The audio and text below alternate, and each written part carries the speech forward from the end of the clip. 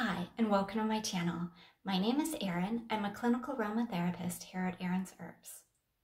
On this channel, I do weekly uploaded videos teaching you how to create your very own skincare products from the comfort of your own home. So whether or not you have never made skincare products or you have some experience, I hope that you'll find this channel very informative. So let's get started creating. On today's video, I'm going to be showing you how to make a homemade perfume with essential oils and a fragrance oil.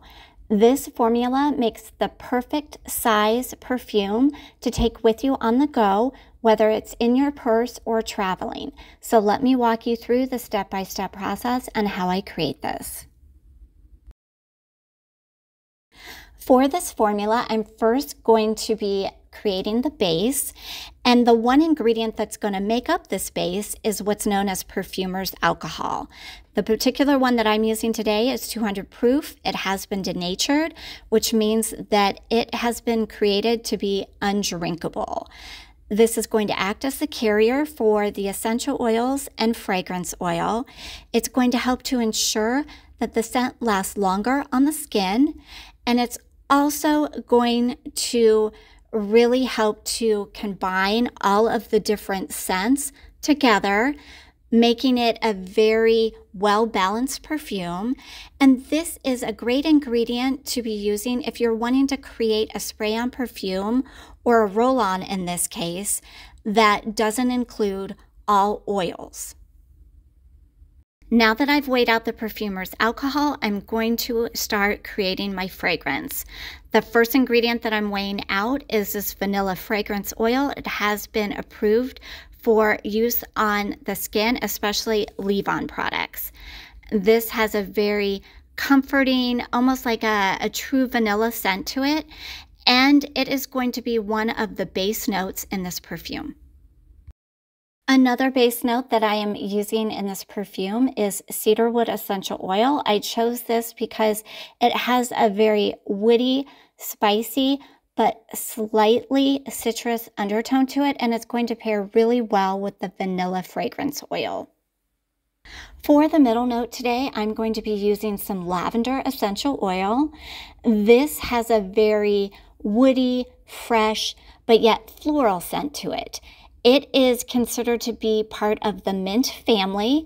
And again, this is going to pair well with the vanilla along with the cedarwood. Bergamot essential oil is our top note. This has a fruity scent. It's going to be the first one that you smell, but yet it's going to be the one that leaves the quickest. Now that the scent has been created, I'm going to go ahead and remove this from the scale. And then using my popsicle stick, I'm going to stir this really well. This is important because you want to make sure that you're incorporating all of the scents really well before you continue. Once all the ingredients are combined, using this pipette, I'm going to go ahead and empty everything from the beaker into my roller bottle. Roller bottles are a great way to store your perfume.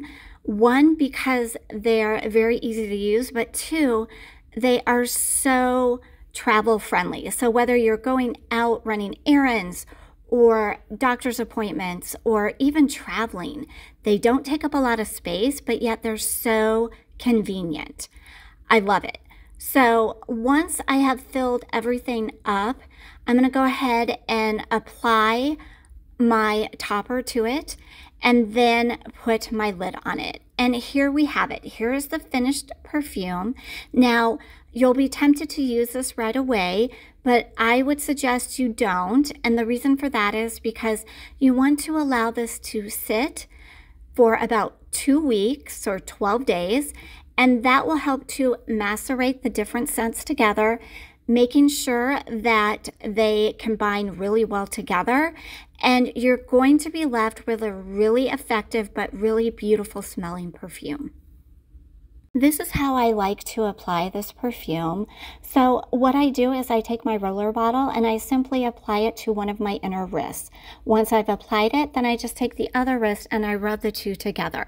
Now, this perfume has a very complex scent to it, but it is so easy to create. As far as substitutions go, I only have a few for you today.